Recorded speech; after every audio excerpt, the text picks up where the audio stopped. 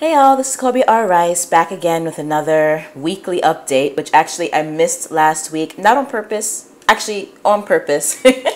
I got busy, but there wasn't really much else going on except for me writing last week, so I just decided to put it off, and I'm going to just update you guys on what I've been doing for the past 2 weeks. So to start, Hollow Point is coming along fantastically. I'm so excited. Very interesting developments. I mean, obviously I can't talk about them because that would ruin it. So, and I don't want to ruin it for you guys, but yeah, so that's basically that. Just stay tuned. If you're interested in finding out what happens before everybody else, you can sign up for my ARC reader list, which I'll put the link to below. And you guys, if you promise to leave a review, I will give you a beta reader copy of the book. Actually, it's not exactly a beta reader copy. It's an advanced review copy. So it'll be a polished copy for the most part. And you can get the book ahead of time and be on it a month before everybody else is and give your review. So if you're looking to get that as soon as possible, just sign up to my list. Okay, so what have I been doing? What's today's date? Today's date is July 31st, Monday. And I think I last came to you guys like 2 Tuesdays ago or something like that. So for the most part, like I said, I've been really banging away at the Hollow Point manuscript, but I also have been doing a lot of other things. So one of the main things I've been working on are the new adult noir giveaways that I am hosting, one of which is the Back to School Blast. So that's for YA and NA readers and authors. So if you're a reader and you love YA and NA stuff, that's young adult and new adult, by the way, then definitely check out our giveaway. We're giving away a free Kindle Fire HD and also 2 lots of young adult and new adult ebooks, which are in science fiction, fantasy, and horror. But all entrants get a prize. So even if you don't win the main 2 prizes, you will still get a smaller lot of young adult and new adult ebooks. So if you're looking for some new awesome reads and you're looking for something that's, you know, either young adult or new adult or both, this is definitely the giveaway to join. You can enter the giveaway now. It is open, so you can start getting your entry in and collecting more entries and making the giveaway viral, and it's just going to be amazing. And everybody gets their prizes automatically, whether or not you win the grand prize or the first prize. So join up with that. And so that's one of the giveaways I've been working on. The second giveaway I've been working on is the one that is farther off. And I keep talking about this, and I will continue to talk about these giveaways because they're great and I really love doing them. And you guys will benefit because you get free stuff. So the holiday giveaway I'm working on, again, is called the 25 Days of Box Sets promo. And each day of December, from December 1st to the 25th, we will open up and release and unlock and unleash a brand new box set in the genre of sci-fi, fantasy, paranormal, romance, paranormal, like just stuff in general, urban fantasy, so on and so forth. So each box set itself will have a particular subgenre. So for example, our first week from December 1st to December 7th is going to be a sci-fi post-apocalyptic theme. So for example, we'll have a young adult dystopian box set on one day, and then we'll have a zombie outbreak box set available on the next day, and then we'll have another dystopian theme.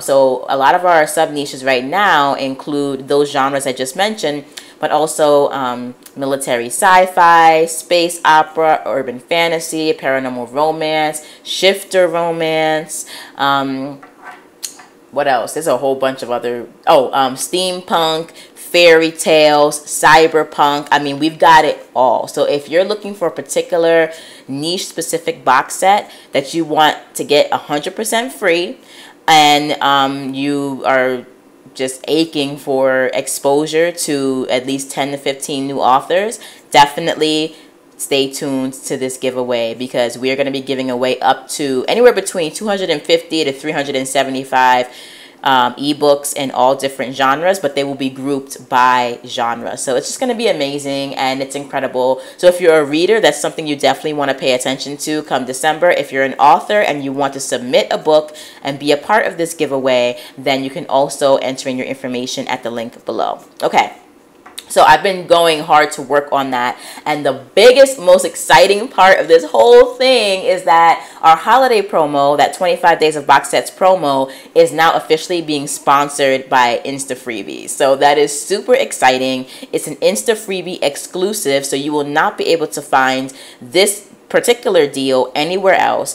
You will not be able to find these novels in their box sets as they are anywhere else. So these collections are specific and exclusive to Insta Freebie. So if you're trying to wait until next year to like get this special Cyberpunk box set, it's not going to be available. So you definitely need to pay attention during the month of December and go get your box sets and get exposed to these new authors, and it's just going to be an amazing time. On top of that, we're also doing a prize drawing of 25 prizes, one for each day of Christmas, and we're going to be giving away prizes like Kindle Unlimited subscriptions, where you get free ebooks and free audiobooks, gift cards, cash cards, some reading devices, some swag, some Christmas baskets that I'm going to put together with like reader specific swag, just a whole bunch of really amazing stuff. So it's just going to be fun and I'm excited about it, and that's what's been taking up a lot of my time in addition to writing the next novel in my series.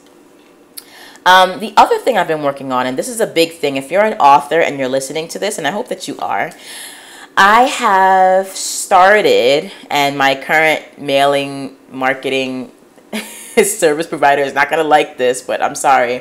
I have started to migrate my email marketing services from ConvertKit over to MailerLite. And I mean, it's unfortunate that I'm leaving ConvertKit because I really, really love ConvertKit. It is amazing. It's done some pretty amazing things for me as an author.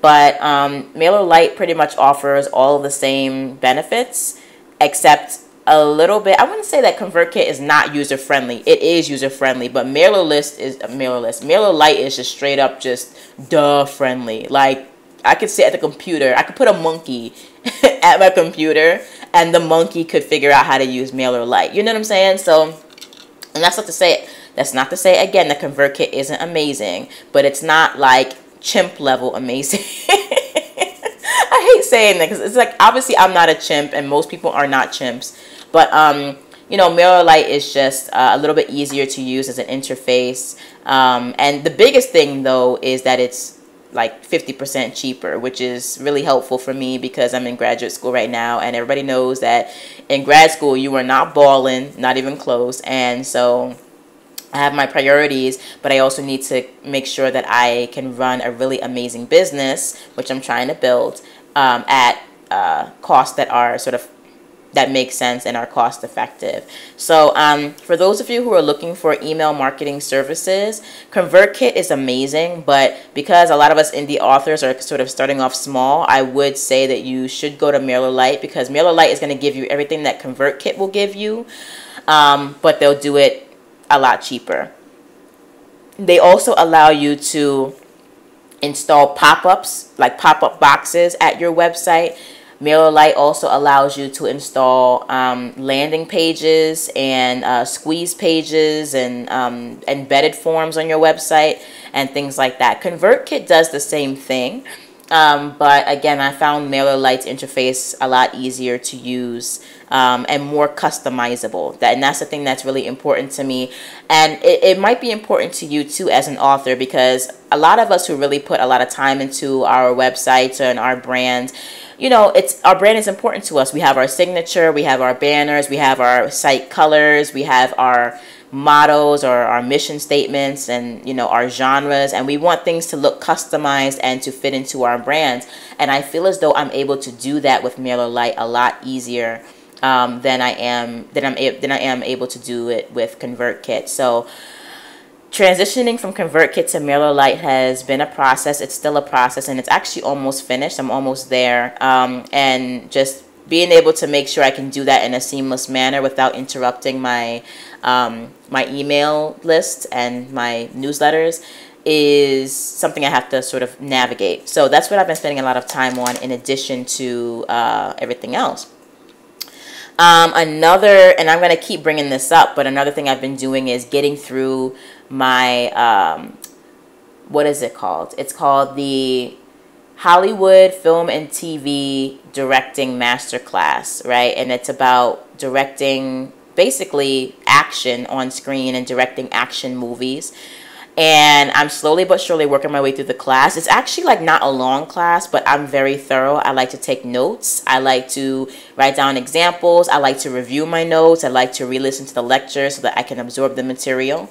And it's amazing. I just continually keep getting my mind blown with every single lecture and lesson. And I feel like by the time I'm ready to shoot Sandman, and it's prequel, we'll talk about that in a second. But by the time I'm ready to shoot my movies, I will have a really fantastic, solid knowledge of what I want to do on set, the kinds of shots I need to take, as well as how to make those shots happen in a way that's sort of cost efficient and time efficient. And this is not the only class I'm taking. I also still really very much enjoy Hollywood camera work, and I'm still working my way through those classes. And so, I think I've gotten through like the first 3 chapters or the first 3 volumes of like 20 volumes of Hollywood camera work. And I will continue to work through all of those classes throughout the year and just continue to train myself until I'm ready to like also start to complement my coursework with actually shooting stuff on the weekends throughout the year, which I'll do as well. So that's something I've been doing. Another thing that I'm considering, because I do want to get to this at some point, with regard to my creative uni, is that I still have access to my, there are these 2 classes at this amazing site called, I think it's like Film Editing Pro. And I'm in 2 classes right now. I've bought and paid for, and I'm enrolled in 2 classes. It's called the Art of Trailer Editing, the Art of Trailer Editing, and the Art of Action Editing. And the classes are incredible. So I haven't started working through them yet. I've just surveyed them and sort of looked at the material. And that's something else I want to add to my repertoire. And then probably towards the end of next semester, like around April or May, I'll start looking into some VFX and SFX classes as well. So, you know, this is just the life of a filmmaker and a film director, just being self-trained and being focused and trying to supplement her core education with other things that she needs to feel prepared. So those are things I've been thinking about and working on in the past couple of weeks. Let's see, is there anything else? There's a major thing that I want to talk to you guys about in a second, but I just want to make sure that I'm getting everything. The great thing about having worked on Hollow Point, just to get back to my original point on writing, is that the more I work on Hollow Point and the more I just sort of stay in the world of Ezekiel, the more I also am able to work on the other books in the series and work on the series as a whole. And, you know, just sort of looking at it longitudinally and being able to figure out plot points and writing characters and write scenes. And that's just really great. It just feels like right now, at least, I have the series under control, and that's a very elusive feeling. So I'm just going to enjoy that feeling for now and hope that it doesn't end. It will end, but for now, things are feeling very much within my control, which is saying a lot because the Books of Ezekiel world is a major, massive world. Anyway, so, you know, just as an example as to how much I've been getting done, like in the first week of July, like the first full week from July 3rd all the way to the 9th, I wrote 21,000 words, over 21,000 words, which is awesome. You know, that's essentially roughly 3,000 words a day. To me, that's like a home run week. I will probably never be able to do that ever again. I just probably won't be able to do it. But, and then my second biggest week was last week, the 17th to the 23rd, where I wrote nearly 12,000 words that week. But yeah, it's been a really productive month altogether. I've written almost 41,500 words over the month. I'll give you the final tally in next week's update, but I'm sort of doing like a rough mental tally here off of my little writer's calendar. And so you see here, I just want to show you here on my calendar too, like I don't just take down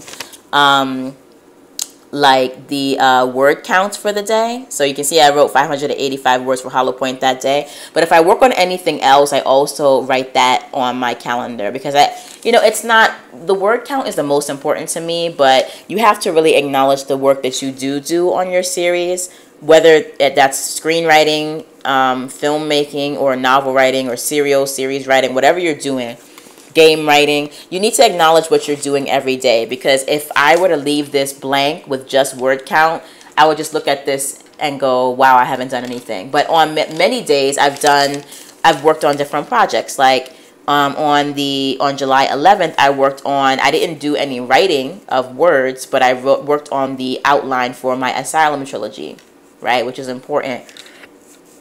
And it's particularly important to me because I'm a plotter. If I were a pantser, it's like, then that doesn't really matter that probably wouldn't matter as much. But I'm a plotter, so the fact that I feel compelled to do a lot of pre-writing is just a part of my process, and I have to acknowledge all parts of my process and give myself credit for that. And I think that that's a good thing that you guys should do too. Like, give yourself credit for the process that you are going through. Honor your process and honor your progress. And every single little bit you do is progress, as long as it's taking you forward. So I also have been working on the outline for another trilogy that's not coming out this year, or probably not even next year, but probably in 2019, called the Forgotten Trilogy. So that's something I worked on. I also worked on the outline for the Hitmen of Happily Ever After series, various books in that series. And then I also acknowledge when I work on individual characters' outlines, because again, the books of Ezekiel is mainly from Ezekiel's perspective, but it's a multiple person series, sort of like Game of Thrones. It's actually like nothing like Game of Thrones in terms of like its subject matter, but in terms of like the kinds of stories I'm telling from different points of view, it uses a similar structure, except I don't know if George R.R. Martin really uses limited third person as much as I do. And I'm not trying to strike a comparison between us. Like, there's really no comparison to make there, honestly. Let's just keep it real. But he feels more like third person omniscience than he does like digging into the psychology of the characters. So far, I haven't gotten through all of the books in this series. It doesn't mean anything. Like, it's just his style, and it's a great style. It's just me analyzing his style. Anyway, so just clarifying on the fact that it's sort of like GOT, but not really. And I think that's all I want to talk about for my progress. Now let's talk about the main thing that I'm freaking pissed off about. And I'm not looking at my phone because I think I'm so important. And this is for those of you who are watching the vlog. For those of you who are listening to the podcast, like, I'm going to make visual references, and I'm sorry. So just forgive me in advance. But I just want to make sure that I haven't forgotten to talk about anything. But one major thing that really, really pissed me off, and I just found out about this morning. Oh, David Benioff and D.B. Weiss, man. Like, I don't know what's happening in Hollywood or like in their worlds, in their minds, but they have some really big balls. And I don't mean that in any sort of complimentary sense. And again, like, just bear with me, because I'm not going to use this particular podcast to criticize or critique them. But I do want to announce that I will be basically recording, once I sort of get all my thoughts straight, an open letter to both of those showrunners with regard to the new HBO series that they are working on called Confederate. And basically it is an alternative history, sci-fi, quote unquote, concept that is based on the question, what if slavery never ended? Now let's just sit with that for a second, right? It sort of just, to me, raises a lot of concerns and questions. Many of which, honestly, sort of have everything to do with the concept and the content matter. And then some of which have to do specifically with DB's and Benioff's take on race, class, and gender already. And again, I wouldn't know anything about this except to analyze the work that they've already done on Game of Thrones. And so, as you can probably tell, I'm not very happy about this. I'm pretty pissed that they feel as though this is a concept that they can manage well.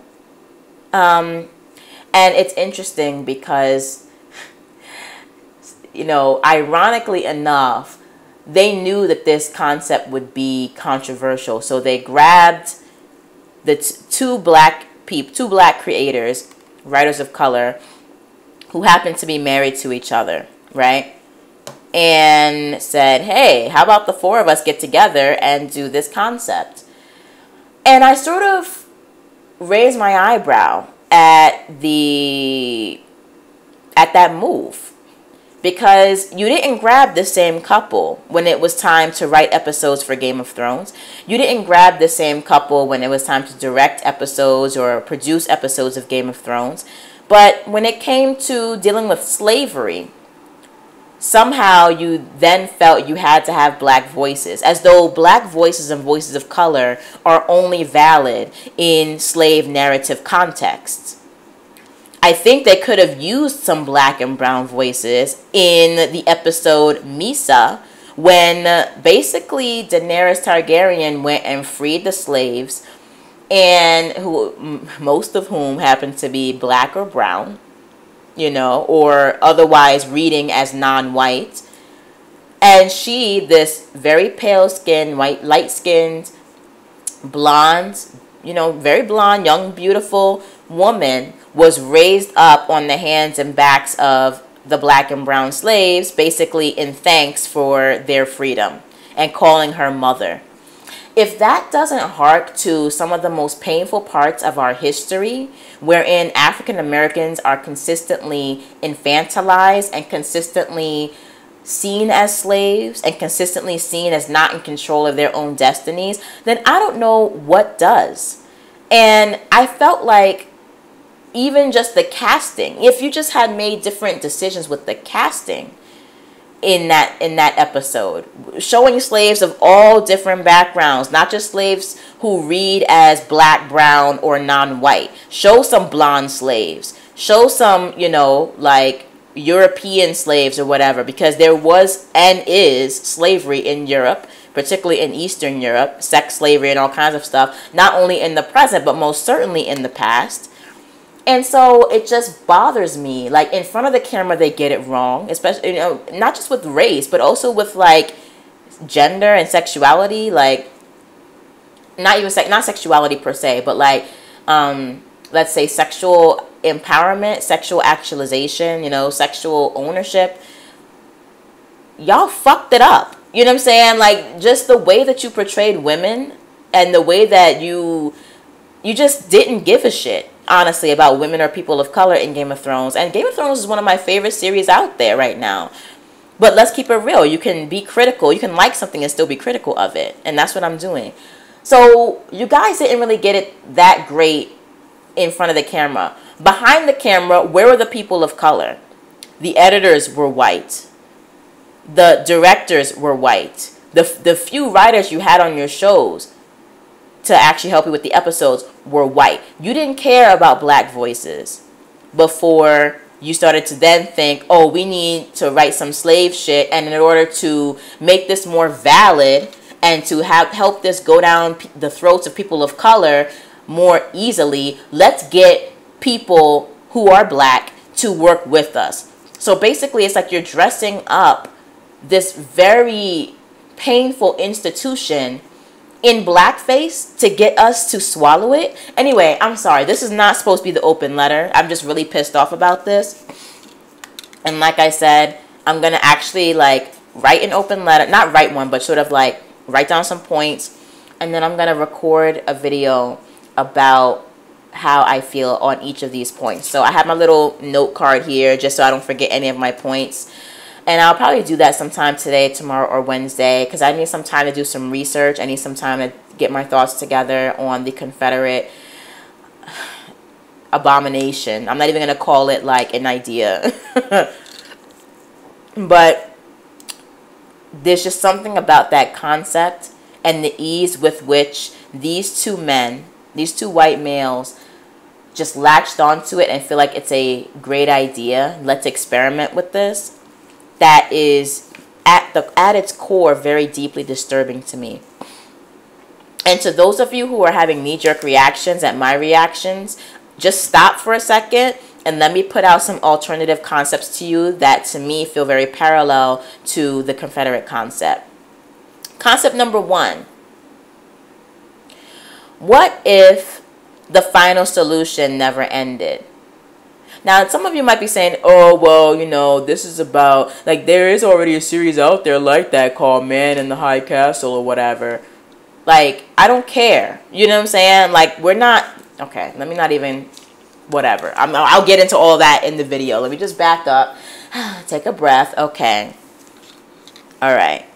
What if, this is concept number 2.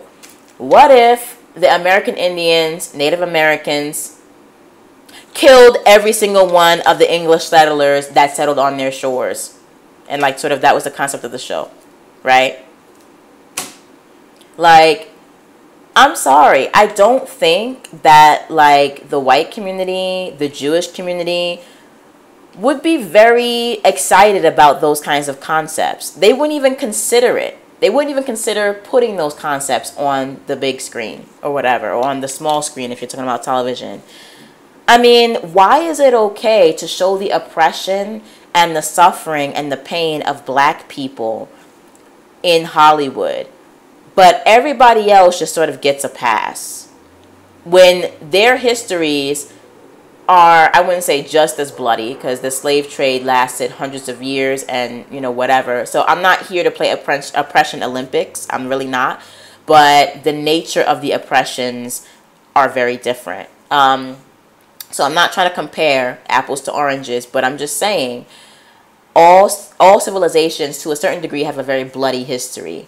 Why is it okay to parade African American history around in front of America? Why is it okay to hurt and maim and rape and beat and lynch and hose and sick dogs on and denigrate the black body? Because, and you know, on screen, why is that okay? Because the thing is that, like, you know, these two creators might say, oh, well, we're not going to show all the horrors of slavery and blah, blah, blah, because apparently, as quoted from the Variety article that I just finished reading, there won't be any plantations or whips. And I'm thinking, but if you're talking about slavery and you're being real about slavery, it did include plantations and whips. It included rape. It included, you know, babies that were created out of rape. It included sicking dogs on people. It included lynchings. It included working people until they dropped dead in the fields. It included emotional, psychological, and institutional abuse. Like, how are you supposedly writing an alternative history sci-fi on slavery and are not going to show some of the main things that happened during slavery? I'm not saying that the only things that happened were dealing with whips and chains and plantations, but that was a part of it. How are you going to get rid of that? Like, how? It just annoys me and pisses me off that, especially after the smash success of like Luke Cage, right? After the smash success of, you know, say Wonder Woman, not that it's a black thing, but it is a woman-led movie. After like all of the crazy hype around Black Panther, and you know that movie is going to destroy box offices, why is it that the next major project dealing with people of color at HBO, having seen the history of these movies and these TV shows that are having smash success, why is the next logical fucking project one about fucking slavery? Like, why? And I'm sorry for screaming at y'all. Like, again, let me just let me just save this for the open letter, okay? I just have so many things to say about this, and sure, you guys might think it's premature to talk about these kinds of things, but in my opinion, I think it's good to start opening these conversations now before Confederate gets on HBO, so that they can at least hear them and consider them and absorb them and start trying to interrogate their own, stance of privilege and lack of insight. Because bottom line, I'm sorry, like, two privileged white males, and when I say privilege, I mean racially, but also economically, because trust me, they're getting paid crazy money for being showrunners, especially of being the showrunners of one of the most amazing series ever. I find it very difficult to accept and understand that these two white males have more of an insight, or have even the slightest investment of telling a story about slavery in this sort of, like, alternative history sci-fi context. Like, I don't even know what the point of this is. Like, why? And in the article too, like, they talked about where they got their ideas, and they talked about being history nerds, and I'm just like, okay, well, that's great, but there's a lot of American history that you can go into that deal more specifically with issues that are closer to your culture, that you actually have insight on, and that have a context that you can work with.